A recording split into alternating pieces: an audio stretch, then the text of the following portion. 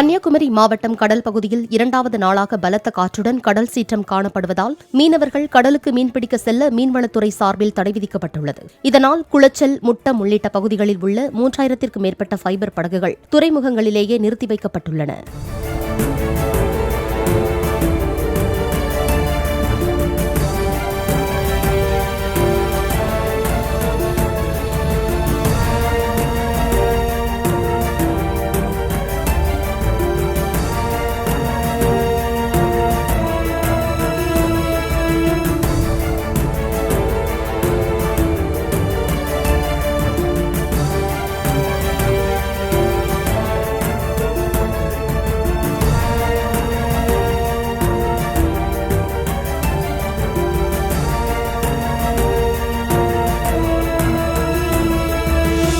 Play store மற்றும் app ஸ்டோரில் இருந்து பாலிமர் செயலியை QR கோடு மூலம் பதிவிறக்கம் செய்யுங்கள்.